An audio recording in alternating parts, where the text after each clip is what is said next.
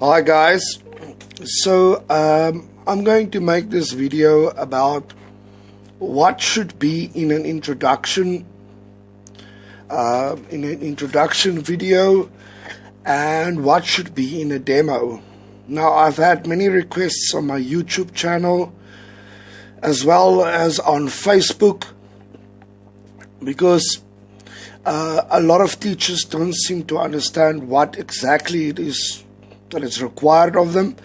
I don't blame them for the confusion because many companies don't really specify what should be in an introduction video and what you should do in a demo.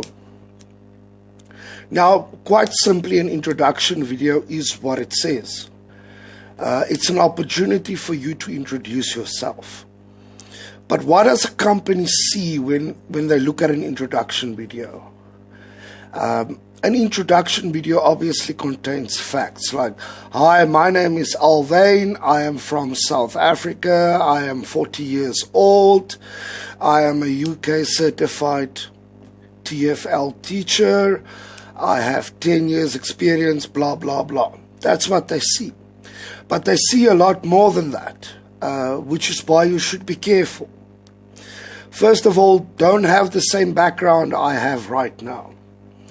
If you could have a plain white or black, well, I don't like black very much, but a plain white background or a background with something educational, that would be good. I don't think it's essential that you show them in your introduction video that you have a suitable working area, but if you can, then just as well. What they look at in an introduction video is they look at how you behave, they listen to your accent, what type of English you use, do you use complicated vocabulary, are you comfortable in front of the camera, and they also want to feel out your personality. The larger part of the market is directed at teaching young kids between the ages of 6 and 12 years old. Now, I'm fully aware of the fact that there are many schools that almost only teach adults. But realistically speaking, the majority of schools target younger kids. That's where the market is. Most of these kids are from China, Taiwan, Vietnam's also, from what I've seen lately, got a pretty big online teaching market now. So when you make your introduction video, look busy, look happy, smile, and most of all, try not to come across as being nervous. The obvious advantage of shooting an introduction video is that you don't have to use the first take. But shoot the introduction video and then have a look at it afterwards. Look at whether you're busy. Do you come across as being energetic? Are you smiling? Are you friendly? Do you look approachable? Watch the video and try and watch the video through the eyes of a 6-year-old child. Because the people who are sitting and watching these introduction videos are going to assess you on the basis of whether you are going to be suitable for children between 6 and 12 years old. Fair enough, if you apply for a company which focuses on teaching adults, I would suggest you shoot a different type of introduction video. But the most important thing about an introduction video is that you look confident, that you look happy, that you look energetic. They want to know, for example, that if they require you to work 15 hours a week, whether you would have the energy and the motivation to work those 15 hours. Because some of the biggest problem they experience with teachers at the moment is that some of the teachers would be teaching and they would be getting bored, fidgeting, playing around with things. So in the introduction video, try to show the assessors that you're energetic, that you're happy. And as I say over and over and again, sometimes I know I am repetitive, but please try and come across as approachable as possible and friendly. When you give a description of your personality, make sure that you use the words passionate about teaching English, friendly, funny, and patient. Okay? So, and also, it's also very good always in your introduction video to indicate that when you teach, one of your teaching methods is to ensure that the classes are fun and interesting. When you teach a young child, you cannot be overly focused on simply teaching English. It's like I said in my first video, it's a 60-40. 60% put up a good show, 40% teaching English. So in the introduction video, maybe write down some of the suggestions I've just made and try to stick to that. Again, there's no guarantee, but it increases your chances of getting a job significantly. For example, I can look at myself in this video now. I can see that it's past 12 at night and I've been working 10 hours today. So I don't have my usual crazy Alvain jittery smile movement. Avoid that. When you shoot your video, be active, smile.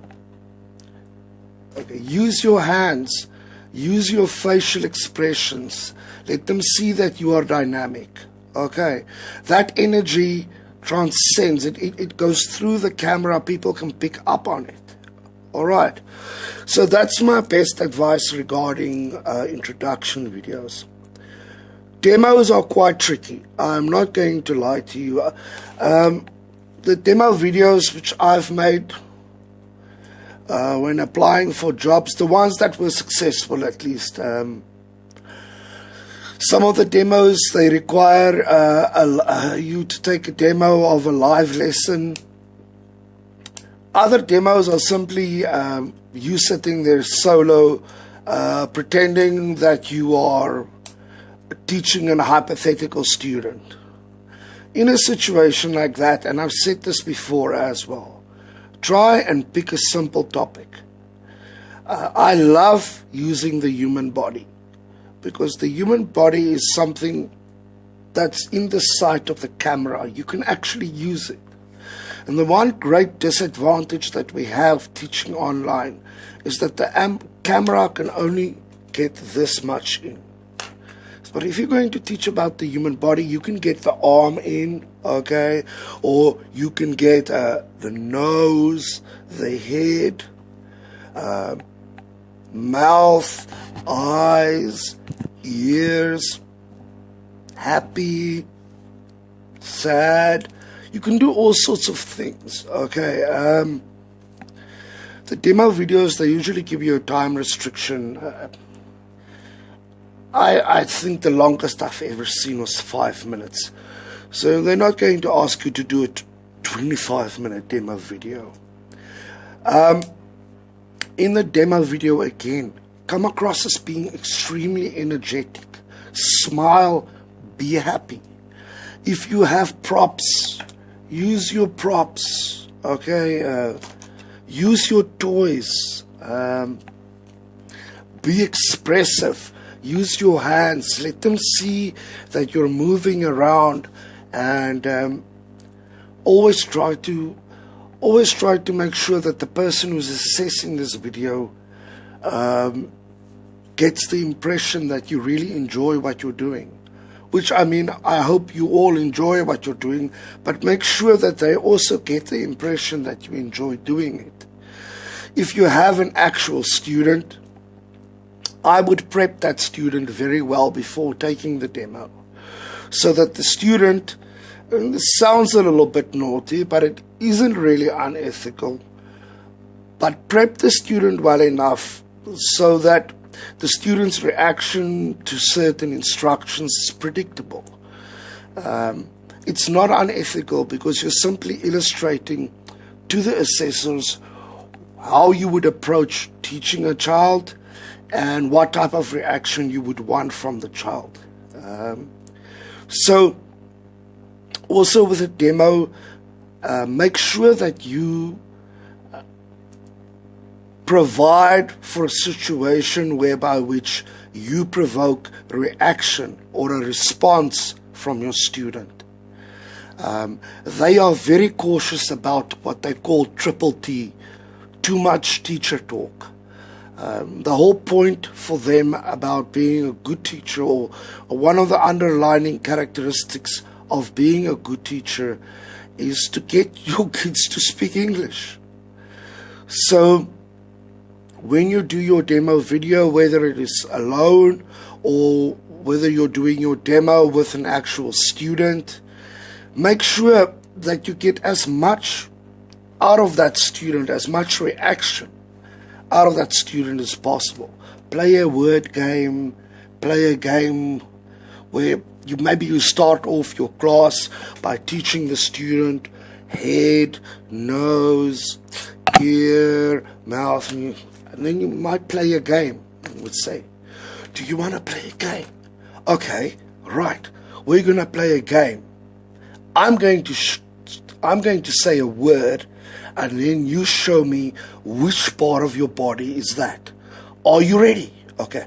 1, 2, 3, nose. Good, you got it. Okay, so I always look like an idiot on these videos, but basically that's what they want. They want you to create an environment where there is as much interaction between you and the student as possible. And it's over and over, I've seen this. If I do a demo and I create a lot of opportunities for the child to take part in the class, these demos tend to be successful. And please, when you do the demo, again, same as the introduction, smile, come across as being a happy, friendly person, look like you enjoy what you're doing. There is no textbook for how to do the perfect demo.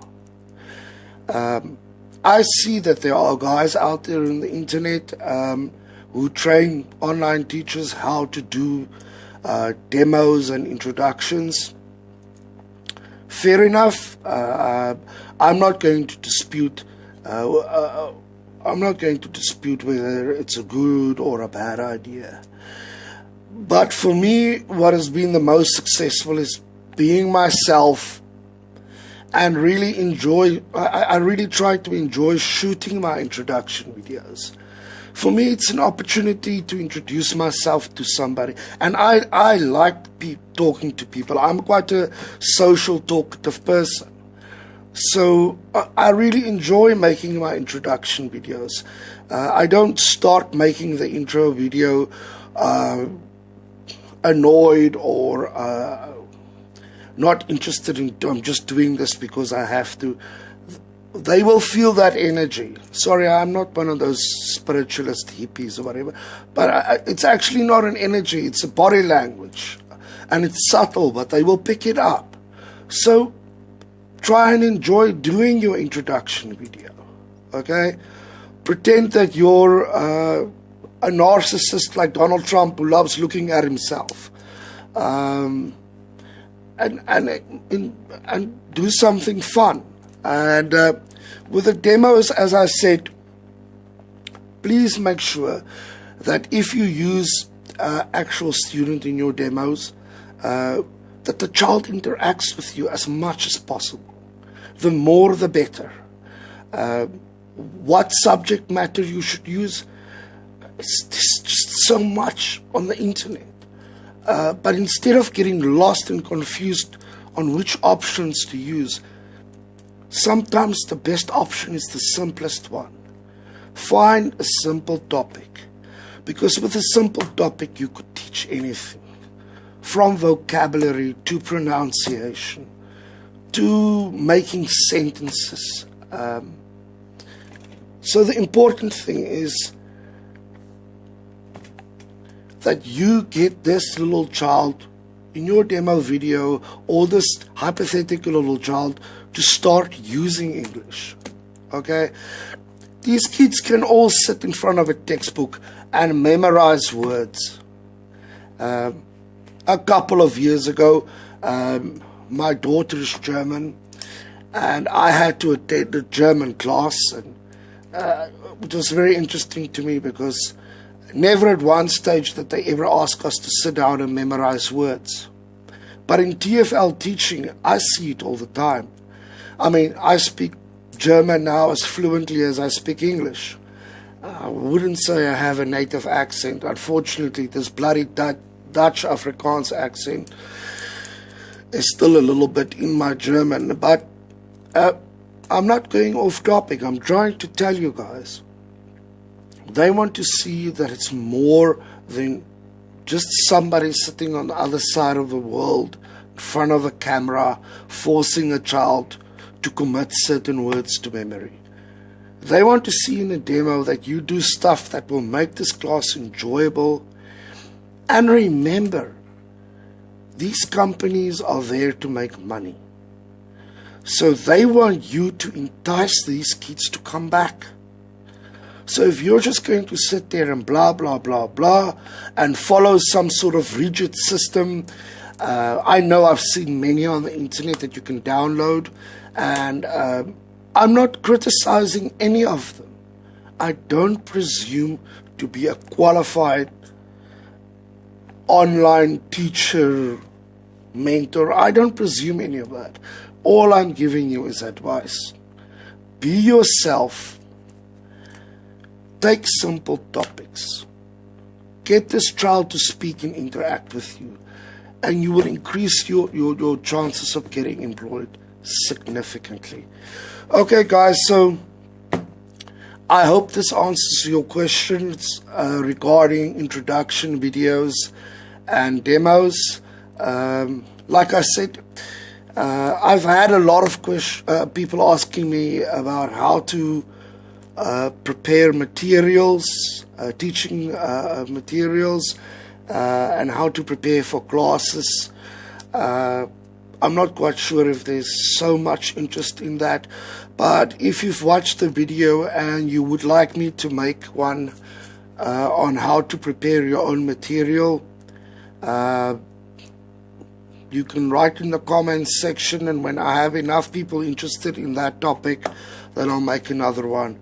Guys, remember, if you get rejected, you get up, delete the email, go to the next school. Don't give up, don't become negative. The very nature of the creature that you're working with now is to be able to deal with rejection. And I'm going to say this one more time and then I'm done. These schools don't have the time to insult teachers or say something derogatory intentionally. They have something that they want from their teachers, and if you don't have it, it doesn't mean that they think you're not a good teacher, but they have specific criteria that they have to stick to, and if you don't fit into that criteria, they are going to reject your application. So you could be one of the best online teachers in the world, but if you're not suitable for the particular job that you're applying for, you're not going to get it. Okay, so I wish you guys all the best. I hope some of these videos are helping you, and as I said, if there's anything else I can help with, just let me know. And yes, keep on applying, and I wish you all an awesome 2021.